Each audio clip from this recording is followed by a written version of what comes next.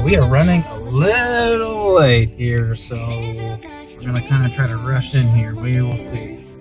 Here at Maker's Mark Distillery, we learned from our tour guide Hannah that Maker's Mark is the largest distillery to have the certification of producing zero waste. All cups are compostable. Maker's Mark was started by Bill Samuels, who is fourth generation in the distillery business. In the 1940s, he walked away from his family business and became a banker for a short while. Later in 1953, he purchased land close to his hometown of Bardstown. He purchased 187 acres for $35,000. 11 miles over is a limestone lake, the very lake water that is used in Maker's Mark bourbon. It just smells like bread in the air. Truckloads of grain arrive every day to create their mash bill of 70% corn, 16% wheat, and 14% barley. Maker's Mark only accepts 12% moisture or less. Anything more is not accepted. First, the grains are added with lake water to create a hot cereal consistency and expose the starch in the grain. Here we can see the difference between day 1 versus day 3. These yeast fermentation tanks date back to the 1800s. We learned that each warehouse contains 50,000 barrels of Maker's Mark bourbon. Barrels are pre-aged outdoors for 9 months to get rid of the tannins in the wood. Maker's Mark uses a white oak level 3 char.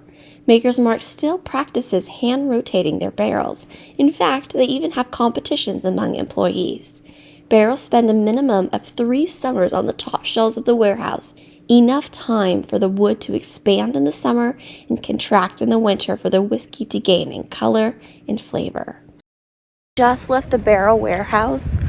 It smelled really great. It smelled very woody with just like a hint of the bourbon, which is so interesting.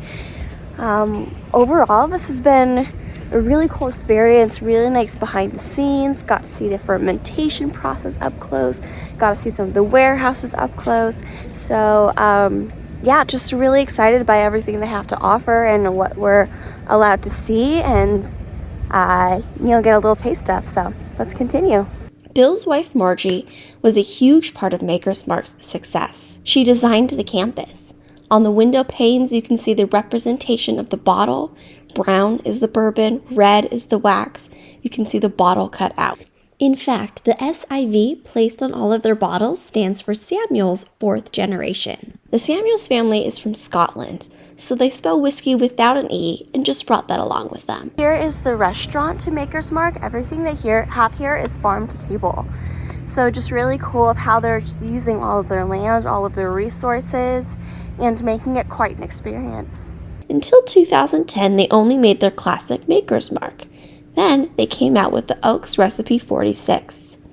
Oaks 46 was previously only able to make during the winter. The summer heat released too many tannins and made the bourbon bitter. Currently, Oaks 46 is aged in a temperature-controlled cellar at 50 degrees. Maker's Mark uses staves to enhance flavor in their bourbon, including their private selections. We were able to purchase their Red Velvet and Green Apple private selection bourbon. They quality taste the liquid in the barrel a minimum of 6 times. Barrels finish at 110 to 114 proof.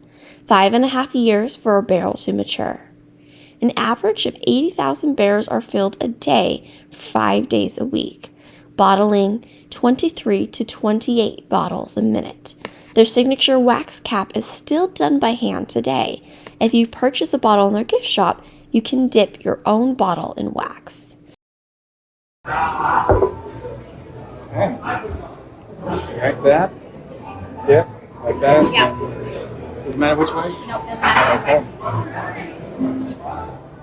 There you go. Twist, twist. Yes. And that's it. Yeah, good. Keep twisting it. There you go. You're good. You're good. Just having a chai mulled cider, the Maker's Mark, little lemon. Yeah, just a little bit of chai in there and just a little bit of, yeah, just really good. Hitting the spot, giving you a Kentucky hug. Well, not quite, but just warm. Okay. Well, on our way to leave Maker's Mark, it was so much more than expected. We even got these cute little burlap sacks for the things that we got at the gift store. So not only was it a really in-depth, wonderful experience, it's an absolute Christmas wonderland here. So definitely stop by, definitely book a tour. Well worth it, and we really enjoyed it. Little cat. Bye-bye. Kitty cat. Thank you so much for watching our video. If you enjoy our content, please hit that like and subscribe button for more. We're going to have a whole lot more Kentucky distillery tours coming up, so go ahead and put in the comments what you would like to see next. With that, I'm Camille Starnes. This is Travel with Starnes, and I'll see you guys later. Bye. Don't know how, but now I'm here.